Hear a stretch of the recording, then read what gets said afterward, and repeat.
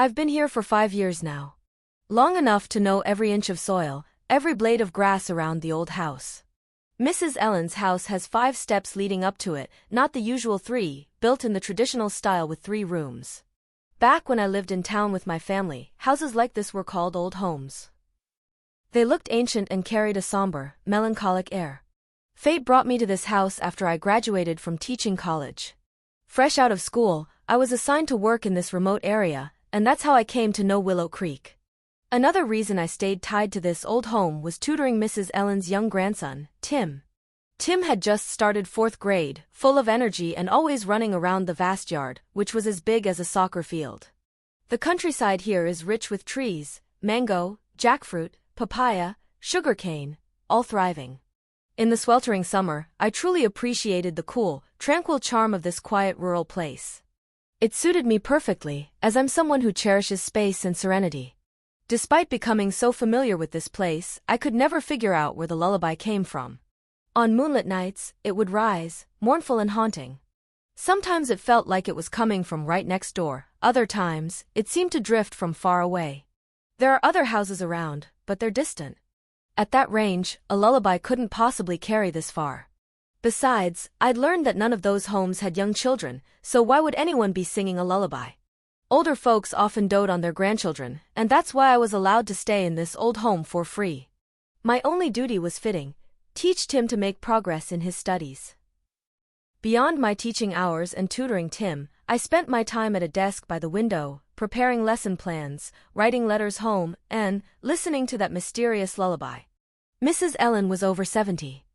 Her children and grandchildren worked far away, leaving just her, Tim, and Miss Clara, the housekeeper who handled meals, in this sprawling house. My arrival brought some life to the place. Even Miss Clara, who rarely smiled, would occasionally grin when I returned from teaching, a rare sight, especially with Tim's constant mischief.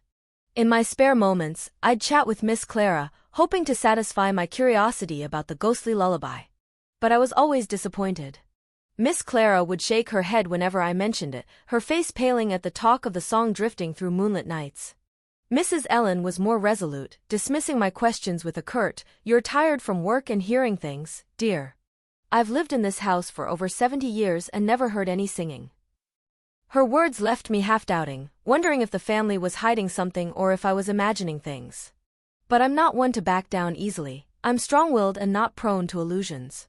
Still, the mystery nagged at me, and with no answers, I eventually pushed it aside and forgot about it. By the end of the school term, I was swamped with preparing students for exams, and my health took a hit. When I visited home, everyone scolded me, "You've gotten so thin." But I had no time to care for myself, with my dear students clinging to their teacher all day. On the Dragon Boat Festival, parents invited me to their homes for meals, and the festivities continued until the full moon night, which I hadn't noticed arriving. I have a habit of visiting the temple on full moon days. That day, after lighting incense at Cave Temple, I returned home and collapsed into sleep. In the middle of the night, I was startled awake by that familiar lullaby, faint but clear. This time, the tune was the same, but the words had changed. The wind carries the cabbage to the sky. The bitter herbs stay behind, bearing life's sorrows. Oh, mother, don't marry me far away. Where birds sing and gibbons cry, how will I find you? In the quiet night, the lullaby was unmistakable. The wind made it waver, sometimes distant, sometimes so close it felt right by my ear. I listened carefully. The house was asleep. Tonight, I was determined to uncover the secret I'd been chasing. I gently pushed open my door and crept to the main room without a sound. Lifting the latch and easing open the creaky old door, I slipped out onto the grassy yard. Moonlight illuminated the neatly trimmed hibiscus bushes and queen flower trees. From here, I could see the far side of the garden, but not my room's window, blocked by a row of lush banana trees swaying in the bright moonlight. I took a few steps to the left of the garden but changed my mind. I've already checked there, no need to waste effort. As I turned, I noticed Mrs. Ellen's window being gently closed by a hand. Aha! So I'm not the only one hearing the lullaby. Mrs. Ellen hears it too but won't admit it. My gaze fell on the swing beneath Mrs. Ellen's window and mine. It was moving, as if someone were pushing it. No, not pushing, but as if someone were sitting on it, playing. I didn't want to believe my eyes, but the swing's motion was undeniable. Above it, a misty shape, like a person sitting, head bowed, cradling a child. I hesitated, a chill of fear running through me. Remembering Mrs. Ellen's dismissal, I steeled myself. If I don't uncover the truth, I'm the one who's delusional. 3 steps from the swing, I stopped. It was still, and I felt confused. Was I imagining it? Had I just woken from a half-dream, mistaking reality?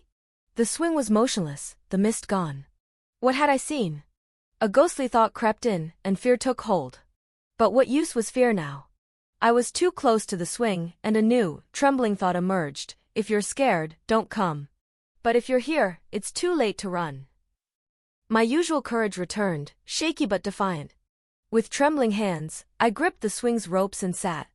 My weight made it sway, then swing back and forth. I figured only Tim ever used this swing. Tucked in a shady corner surrounded by trees, it was rarely visited. But its motion shocked me. Instead of creaking from disuse, it swung smoothly, silently. My initial fear eased, only to surge again when I felt something nudge the swing. At first, it was gentle, then it became sharp jerks, as if trying to throw me off. Panicked, I tried to stand, but the swing's momentum flung me onto the damp grass. My ankle throbbed, and I hobbled to find my sandal. Staring at the swing, I was both terrified and amazed. I realized the lullaby was tied to it. Someone had been singing here before I interrupted, and I'd paid for my curiosity. A ghost singing to her child? The lullaby and the swing were connected. It had moved without anyone on it, and its smooth motion surprised anyone who sat on it, but not for long. The next morning, Miss Clara noticed my limp and asked, "What happened to your foot?" I gave an awkward smile. I sat on the swing and fell, twisting my ankle. Before I could finish, she gasped, "You sat on the swing? Why would you?" "No one in this house, except Tim." "Except Tim, what?" I pressed. She dodged the question. "Just, don't go there, teacher. That's all you need to know." The conversation ended, leaving me frustrated. My ankle hurt so much I had to wrap it in mugwort for days. Later, I went to the market and bought a small bell, the kind children play with. No one in the house knew, as I figured they'd disapprove of my stubbornness.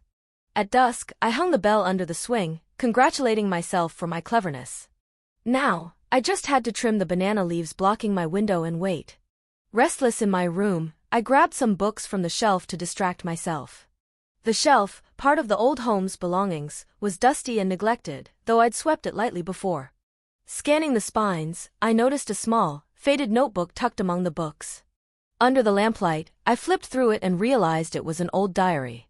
The first pages were scribbled with memorable events from long ago, some torn out in anger, but enough remained to confirm it was a diary. The faded ink was hard to read, but I made out fragments. My friend had a baby, and I'm so restless. He's gone, the house feels empty. The stuffed animal is so cute. I love singing lullabies. Tears soaked my pillow. He must be tired of me. August 14th, 1981. Today's Voulon, the moon is stunning. Further on were intact pages filled with charming folk verses. "Oh, mother, your daughter is true and devoted. The boat sails, trailing a school of fish. If you doubt, open the box to see. Bitter herbs below, fish above. At dusk, I pick gourds for soup. Running out with a pan, I see him climbing the trellis.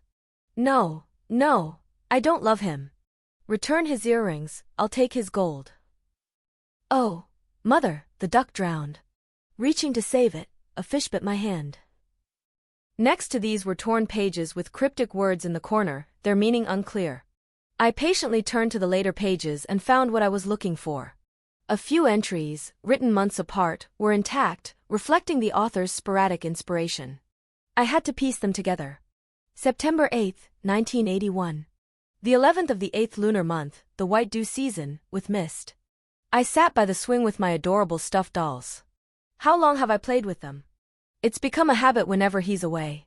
I understand now that a woman's inability to have a child is the greatest pain in life. Even a loving husband grows distant over time. His family looks at me with eyes I can't describe. They probably think it's my fault, their gaze is so cold.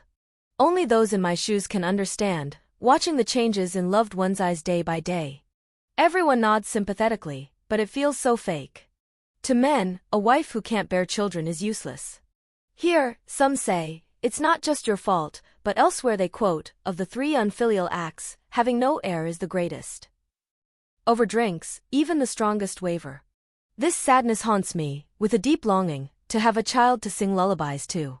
The longer I go without a child, the more I love lullabies. The folk songs from my childhood, sung by my mother, now stir a burning hope, to sing for my own child. But not every wish comes true. If they did, wouldn't we all be immortals?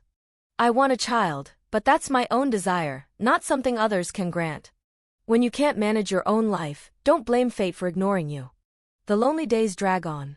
I play with stuffed animals, a substitute for my dream. He grows more distant. I know if I can't give him a child, I'll lose him. Lose him because of the one thing we both want. The hardest part is facing 2 struggles at once, keeping my husband and fulfilling a woman's purpose.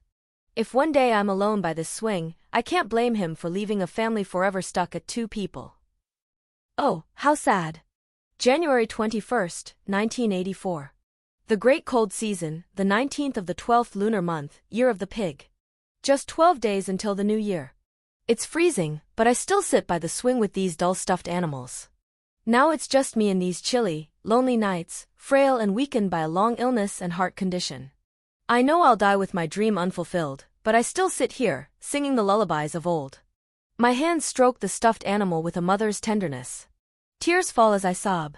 I don't know whether to blame him or fate, when all I wanted was to be a mother, even just once, but it's forever out of reach.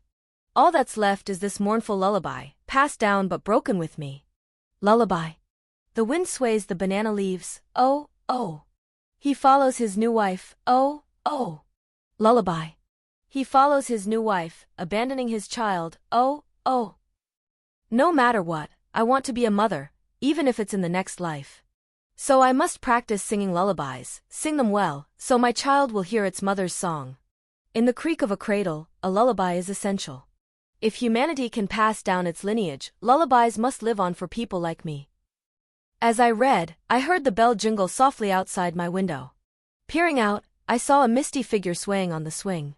From there came the familiar lullaby, but it no longer frightened me. Now I understood who was singing. Mrs. Ellen had often spoken of her unfortunate eldest daughter, Hannah, who died decades ago. Everyone here praised Hannah's kindness and love for children. That explained why only Tim could sit on the swing, while I'd sprained my ankle. The diary touched my heart. People may lose much in the struggle to survive, but they mustn't lose their essence. Beyond continuing traditions and lineage, virtues like kindness, loyalty, and fidelity, if lost, are a true tragedy. If no one mourns that loss, the lullaby by the swing is truly terrifying. For me, if that lullaby drifts to my ears on sleepless nights, I'll feel blessed. Its true purpose is to lull a pure, innocent soul into peaceful sleep.